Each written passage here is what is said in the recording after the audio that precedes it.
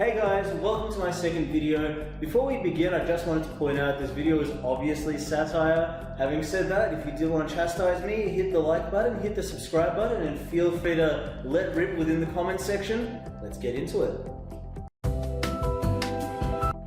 Now, as some of you may know, I am recording this video currently smack bang in the middle of the COVID-19 pandemic. As you may know, the job market has currently taken quite a bit of a hit with quite a few people out there looking for work.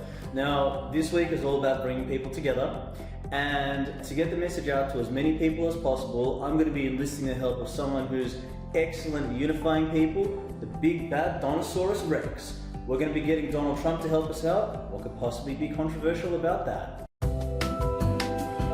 So without exaggeration, as I'll leave that part to Dono, right now it's genuinely a hyper-competitive job market. You are going to be going up against hundreds upon hundreds, some cases thousands upon thousands, in some cases what could often feel like billions and billions and billions of people going for the same job. The trick is, you need to stand out. And the tips and tricks that I'm going to give you are going to do exactly that. It doesn't matter if you're a thrice bankrupt billionaire who's built casinos, or if you're a network engineer building firewalls and having Cisco pay for them. The tips and tricks that I'm going to give you are going to build your confidence again, are going to get you an interview again, and we are going to make your resume great again.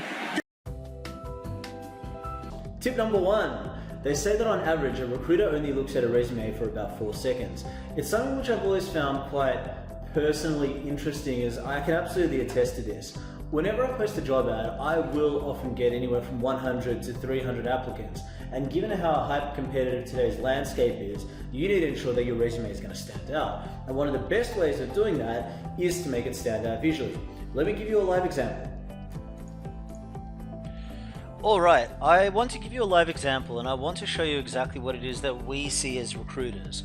Type in resume into Google, click on images.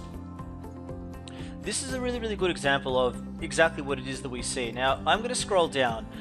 I'm not going to give you the answer, well I will give you the answer, but I want you to tell me which ones stand out and what is the reason why. So you're scrolling through it. Remember the fact that you're going up against 300 other applicants. What I've come to, and what most of my clients have come to, is the resumes which add a touch of color. They stand out more than some of the very plain and vanilla ones. Now the secret is, you don't want to overdo this and make your resume look unprofessional. So my biggest advice is, use classic and elegant colors like your grays, your dark blues, your dark greens. For marketing creative roles, that's where I would recommend going into some of the reds or the pinks to make it even more visually attractive. But with more business and tech roles, I would recommend staying a little bit more conservative. So that's tip 1. Now the application of step 1 is going to get you more traction. The application of step 2, that's really going to bed it in. So stay with me, I'm going to show you how to take advantage of the current market, and let's grab some of those opportunities. Now the next tip, it's something which is quite personal to me, is I've seen many people make the same mistake, very often just because they don't know about it. I remember I applied it in my own personal life, and my application to interview ratio absolutely skyrocketed. I've done the same with my friends, I've done the same with my partner, so let me show you how you're going to increase your ratios with this one simple trick. Now you need to remember that everything I'm about to tell you is from the perspective of a recruiter only looks at your resume for about 4 seconds. With thousands of applications, I simply don't have the time to read a dissertation of your life story, so without further ado, let's launch into what I call keyword stuffing. So how that looks is, I want you to get to the point immediately. If you are applying for a business development manager role, then I want your title to be Colin Klein, Business Development Manager. Also, as there are billions upon billions of jobs which have multiple titles but they all do the same thing, I want you to change your resume and your job titles in line with the roles that you're applying for. So as an instant example, if I'm applying for a business development manager role, but my previous titles have been account executive or sales executive, I want you to change your titles in line with that role. I want you to change them to a business development manager. Now sales roles are a little bit more obvious, but it's with the IT roles that I think there's a greater need for it. So as an example, if you are a front-end developer applying for front-end development roles, make sure that you spell out your experience with front-end development as plainly as possible. The person reading your CV, they don't need to know that you can code in 90 different languages. They just need to know, can you do front-end development? Also, and one of the biggest mistakes that I see people making is making the assumption that the person reading your resume is actually a technical expert. So for example, don't put on your resume that you're an expert in JavaScript. Put on your resume that you're an expert in front-end development with skills in JavaScript, CSS, and HTML. Further to that, very often the first line in screening is HR, talent acquisition, or recruitment. We're very often not technical experts, so you need to pass them as the first hurdle, which is why you need to make it as blindly obvious why you're a fit for this role and to really spell it out. Finally, just as a secret tip, and this is real insider knowledge of the recruitment industry, when you're applying for a role, you will have to go through what is called an applicant tracking system, or ATS for short. This is a recruitment software which assesses all the people that have applied against their fit for the position description. What this software does is it actually picks up how many times you've listed specific keywords like business development management or cold calling or front-end development, and the more times that you state that you have these skills, the more likely you are to go to the pile in the applicant tracking system. Thank me for that tip later.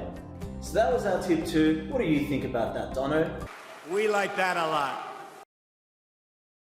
Tip number 3, which is exaggerating versus selling yourself. And let me explain to you what I mean.